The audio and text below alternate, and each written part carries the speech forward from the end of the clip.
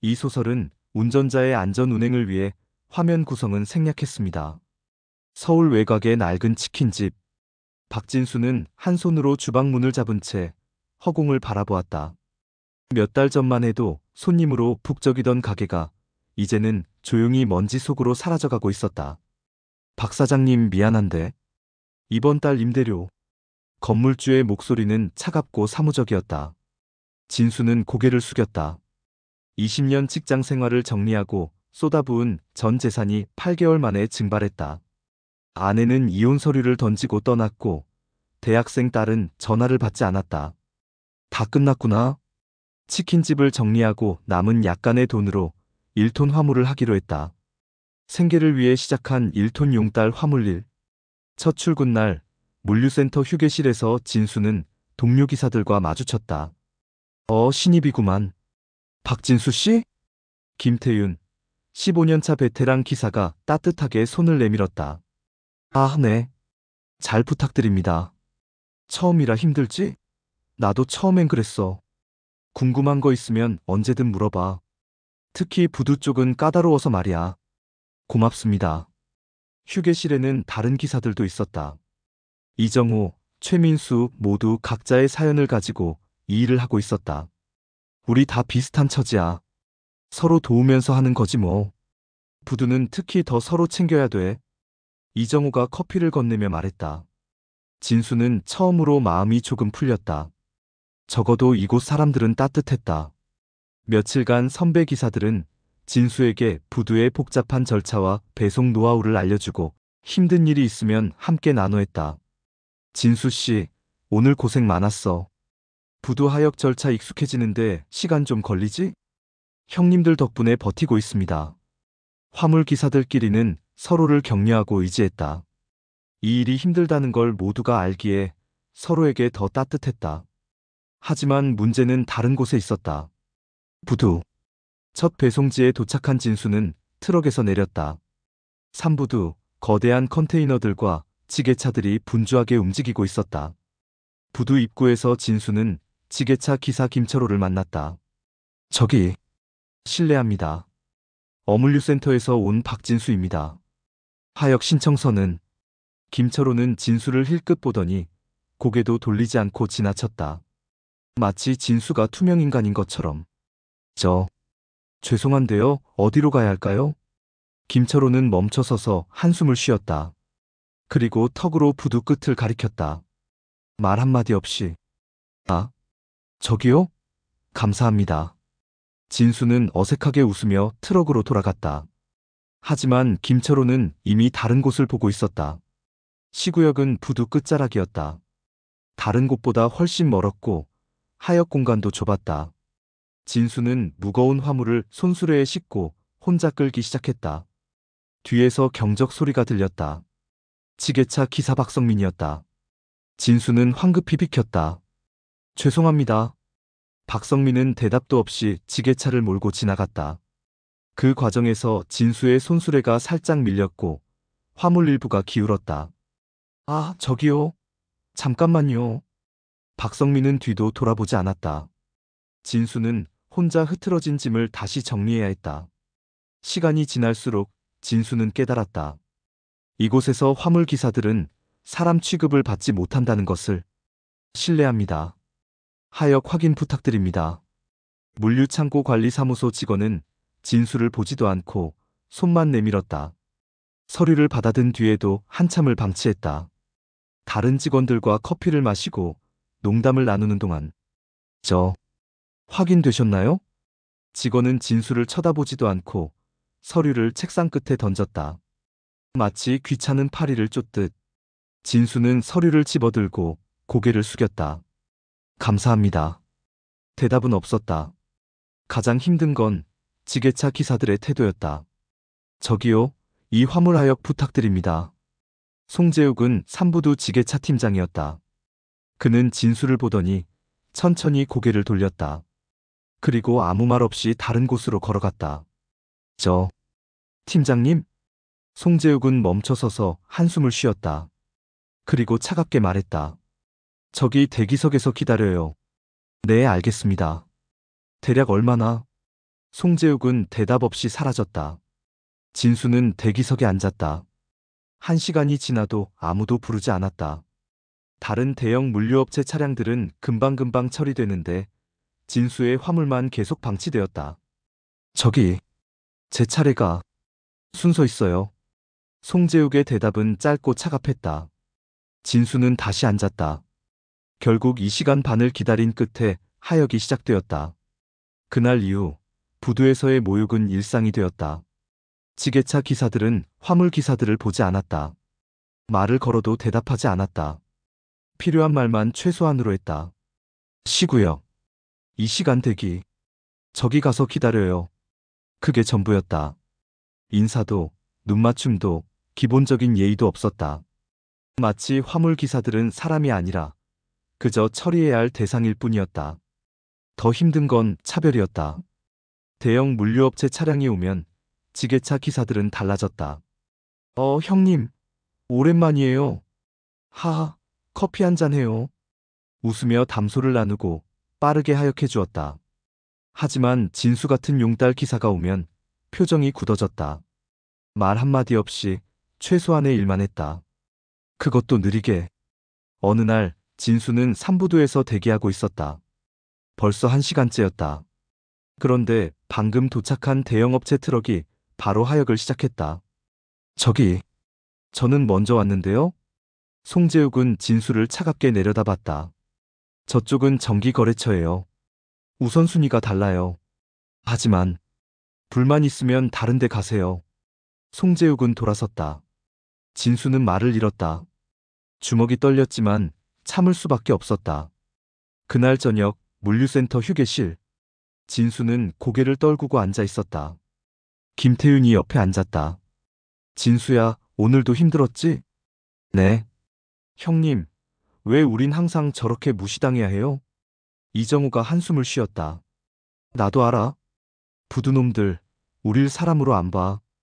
그냥 짐 실어 나르는 기계 정도로 생각하지. 최민수도 고개를 끄덕였다. 나 어제 오부두에서 3시간 기다렸어. 아무 설명도 없이. 그냥 기다리래. 인간적으로 한마디라도 하면 안 되는 거야? 우린 참아야 해. 일 잃으면 끝이니까. 휴게실은 무거운 침묵으로 가득 찼다. 모두가 같은 고통을 겪고 있었다. 서로 위로할 수 있는 건 이 공간뿐이었다. 그 일은 한 달 후 일어났다. 진수는 오후 1시쯤 삼부두에 배송을 갔다. 송재욱이 진수를 보더니 고개를 저었다. 오늘 바빠요. 내일 오세요. 네. 하지만 예약했는데요. 하역 신청도 다 했고.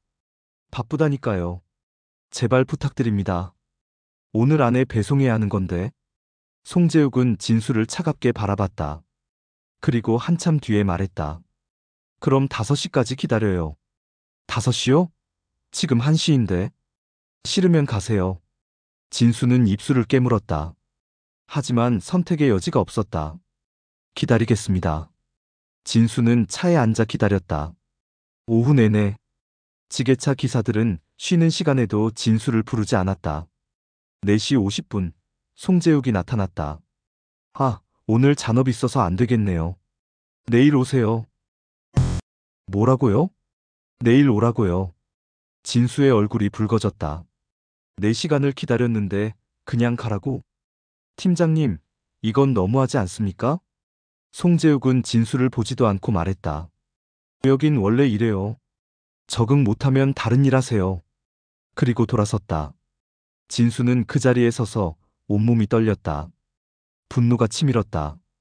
하지만 소리칠 수도 항의할 수도 없었다. 그는 차에 올라 핸들을 세게 쥐었다. 눈물이 흘렀다. 왜 나는 항상 이런 취급을 받아야 하나? 그날 밤 진수는 처음으로 생각했다. 언젠가는 반드시. 3개월 후 진수는 습관처럼 편의점에서 로또를 샀다. 그리고 토요일 밤 번호를 확인하던 그의 눈이 커졌다. 8, 15, 23, 27, 35, 42. 1등. 당첨금 32억. 순간 눈물이 쏟아졌다. 하지만 그는 울음을 멈추고 천천히 미소 지었다. 이건 신이 준 기회였다. 복수의 기회. 그는 조용히 당첨금을 수령했다. 세금을 제외하고 22억. 그리고 아무에게도 말하지 않았다. 여전히 낡은 작업복을 입고 출근했고 부두의 창고에서 그들의 무시를 묵묵히 견뎠다. 대기석에서 기다려요. 네. 송재욱은 돌아섰다. 진수는 그의 뒷모습을 바라보며 수첩을 꺼냈다. 그 안에는 네 사람의 이름이 적혀 있었다. 타겟 1 김철호 지게차 기사 3부두. 타겟 2 박성민 지게차 기사 5부두. 타겟 3 송재욱 지게차 팀장 3부두. 타겟 4 3부두 관리소장 한성구. 그리고 그 옆에는 그들의 약점들이 빼곡히 적혀 있었다. 진수는 김철호를 4개월간 관찰했다. 알고 보니 그는 심각한 금융 문제를 안고 있었다. 신용카드 연체, 불법 사채, 그리고 도박빚. 총 5천만 원이 넘는 부채였다. 김철호는 이를 갚기 위해 회사 업무를 소홀히 하고 근무 시간에 몰래 다른 일을 하고 있었다. 더 심각한 건 지게차 자격증 갱신을 하지 않았다는 점이었다. 만료된 자격증으로 3년째 일하고 있었던 것이다. 진수는 조용히 증거를 모았다. 자격증 만료 기록, 근무 태만 증거, 그리고 김철호가 빌린 사채업자를 찾아냈다. 첫째, 김철호의 빚 3천만 원을 사채업자로부터 양수받았다. 이자를 포함해 5천만 원의 채권자가 되었다. 둘째, 회사의 익명으로 제보했다. 만료된 자격증으로 지게차 운전 중. 셋째, 법적 절차를 밟았다. 5천만 원 전액 상환 요구. 일주일 후 김철호가 진수를 찾아왔다. 박진수, 제발 나 좀 살려줘. 회사에서 해고된 김철호가 진수 앞에 무릎을 꿇었다. 진수는 차가운 눈으로 내려다보았다. 기억나요? 내가 처음 인사했을 때 당신은 고개도 돌리지 않았죠. 미안해. 정말 미안해. 5천만 원. 한 푼도 안 깎아줘요. 못 갚으면 법대로 하는 거예요. 진수는 등을 돌렸다. 김철호의 울음소리가 뒤에서 들렸지만 진수의 표정은 변하지 않았다. 박성민은 더 교묘했다. 하지만 진수는 그의 치명적인 약점을 발견했다. 그는 위험물 취급 자격 없이 위험물 하역을 하고 있었다. 부두는 화학물질도 취급했고 박성민은 무자격 상태로 몇 년간 일해왔다. 더 심각한 건 과거 음주운전으로 면허가 정지된 적이 있었는데 그 기간에도 지게차를 운전했다는 사실이었다. 진수는 모든 증거를 모았다.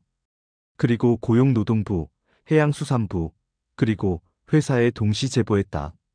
무자격 위험물 취급, 중대재해처벌법 위반 소지. 회사는 즉시 박성민을 해고했다. 형사고발과 함께 과태료 수백만 원이 부과되었다. 며칠 후 진수는 부두에서 짐을 싸고 나가는 박성민을 마주쳤다. 박성민은 진수를 보았다. 그리고 고개를 돌렸다. 여전히 말 한마디 없었다. 하지만 진수는 알고 있었다. 박성민의 떨리는 손을, 창백한 얼굴을. 기억나요? 당신이 경적을 울리며 날 밀어낼 때 뒤도 안 돌아봤죠. 이제 당신이 밀려나는 거예요. 송재욱은 가장 큰 표적이었다. 진수는 7개월간 그를 관찰했다. 그리고 놀라운 사실을 발견했다. 송재욱은 물류업체들로부터 리베이트를 받고 있었다. 하역 순서를 조작하고 빠른 처리를 해주는 대가로 수백만 원을 챙긴 것이었다. 특히 부두 하역 순서를 임의로 조작해 특정 업체에 유리하게 처리했다.